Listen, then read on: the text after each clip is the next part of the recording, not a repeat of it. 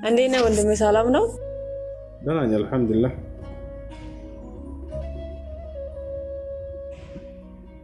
እሺ የት አድርገሻል? አይሰማም? ይሰማ እና ትምህርቶችን እከታተላለሁ። በፊትም ሙስሊሞችን በጣም ወዳለሁ፣ ሙስሊም ሃይማኖት ወዳለሁ እና ማወቅ ፈልጋለሁ። ክርስቲያን ነኝ። እሺ ኢስላም ብሎ ማለት ታውቂያለሽ አይደል? ስለ እስልምና ምናምን አላውቅም፣ ማወቅ ፈልጌ ነው እኔ የምጠይቀኝ። እሺ ኢስላም ብሎ ማለት ለአንድ አምላክ الاستسلام لله بالطاعة والانقياد له بالتوحيد والخلوص من الشرك وأهله ለአንድ አምላክ ለአላህ ታዛዥ መሆን በነቢያት በኩል ያዘዘንን ትእዛዝ ለእርሱ ብቻ አምልኮ መፈጸም፣ ይሄ ነው ኢስላም ብሎ ማለት። ከአንድ አምላኮች ከእርሱ ውጭ ሌላ ማንንም አለመገዛት። አምላክ በባህሪው አንድ ብቻ ነው። እሱ አንድነት፣ ሁለትነት፣ ሶስትነት ማን ነው? ሁለትነት፣ ሶስትነት፣ አራትነት ብዜት የለውም። አምላክ በአንድነት ላይ ሁለትነት የለም፣ ሶስትነት የለም። አምላክ አንድም ሶስትም ነው የሚል ትምህርት የነቢያት ትምህርት አይደለም።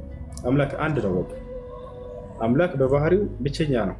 እርሱ ዘላለማዊ ሕያው ነው። በሕያውነቱ ላይ ሞትነት የለበትም። አምላክ ለቅጽበት አይሞትም። ሞት በአምላክ ላይ ስልጣን የለውም። አምላክ በሞት ላይ ስልጣን አለው እንጂ ኢንሻአላህ። አምላክ ዘላለማዊ አምላክ ዘላለማዊ መለኮትነት ባህሪ ነው ያለው። በመለኮትነቱ ላይ ሰውነት የለበትም። የሆነ ጊዜ ላይ ሰው ሆኖ መጣ አምላክ የሚል ሂሳብ የለም። አምላክ ሁሌ ዘላለማዊ ነው፣ አይለዋወጥም፣ አይቀየርም። መጽሐፍ ቅዱስ ላይ ራሱ ሲናገር ምን አለ? አነ ረቡ ላ አተገየር አለ። እኔ አምላክ ነኝ አልለዋወጥም አለ። በቃ የሆነ ጊዜ ሰው ሆኖ መጥቷል ብሎ መናገር የእርሱን ቃል መጋጨት ነው። አምላክ በፍጹም ሰው አይደለም። አምላክ ዘላለማዊ ጌታ ነው። በጌትነቱ ላይ ባርነት የለበትም። የሆነ ጊዜ ላይ መጥቶ አምላክ ስለ እኔ ባሪያ ሆነልኝ የሚል ሂሳብ መሸወጃ ነገር የለም። በቃ እኔ አልለዋወጥም ጌታ ነው። የዘላለማዊ ጌታ ነው። አምላክ ኃያል ነው፣ አሸናፊ ነው። በፍጹም ለቅጽበት እንኳን አይሸነፍም። በፈጠራቸው ደካማ ፍጥረታቶች ተገደለ፣ ተሰቀለ፣ ተገረፈ፣ ተተፋበት የሚባል ሂሳብ የለም። አምላክ ሁሌ ኃያል ነው፣ አሸናፊ ነው። ሌላው ነገር አምላክ ያሻውን የሚያደርግ አምላክ ነው። ወሁወ ዐላ ኩሊ ሸይኢን ቀዲር ይላል አምላክ አላህ ሲናገር፣ እኔ ሁሉን ነገር በማድረግ ላይ ቻይ ነኝ ይላል። አምላክ በፍጹም እኔ ከራሴ ላደርግ አይቻለኝ ብሎ አይናገርም። ሁሉን ነገር አደርጋለሁ ሙሉ በሙሉ ኢነላሃ የፍዐሉ ማ የሻ፣ እኔ አምላካቸው አላህ የፈለግኩትን የመስራት አቅም አለኝ ይሰራለሁኝ ይላል። ወላሁ ዐላ ኩሊ ሸይኢን ቀዲር፣ እኔ ሁሉን ነገር በማድረግ ላይ ቻይ ነኝ ይላል። ይህ አምላክ ነው ነቢያቶች ሁሉ ያስተማሩት። ነቢያቶች የሚሞትን አምላክ አላስተማሩ። ነቢያቶች ሰው የሆነን አምላክ አላስተማሩ። ነቢያቶች ከመለኮትነት ወደ ሰውነት የተቀየረ እንዲህ አይነት አምላክ አላስተማሩ። ነቢያቶች የሚገደል የሚሰቀል አምላክን አላስተማሩ። ይህ ነው ኢስላም ብሎ ማለት። ለዚያ ለአንድ አምላክ ነው መሲሁም ሲጣራ የነበረው፣ ሙሴም ሲጣራ የነበረው እና አብርሃምም ሲጣሩ የነበሩት ያን አንድ አምላክ እንድናመልክ ዘንድ ነው። ከእርሱ ውጭ ሌላ ማንም አካል አይመለክም። ይችላል። ለዚያ ለአንድ አምላክ ነው ነቢያቶች ሁሉ ሲፈጽሙ የነበሩ አምልኮትን። ኢየሱስ ክርስቶስ እንደ መጽሐፍ ቅዱስ እንደምታውቁ ይሰግድ ነበር። ለዚያ ለአንድ አምላክ ይጸልይ ነበር፣ ያመሰግን ነበር። ወደ ሰማይ ቀጥ ብሎ አባት ሆይ ስለሰማኸኝ አመሰግንሃለሁኝ አለ አልዓዛርን ሲያስነሳለት። ሁሌም እንደምትሰማኝም አውቃለሁኝ፣ ይሄንም በዚህ ሕዝብ ሁሉ ፊት የምናገረው አንተ እንደላከኝ ያውቁ ዘንድ ነው አለ።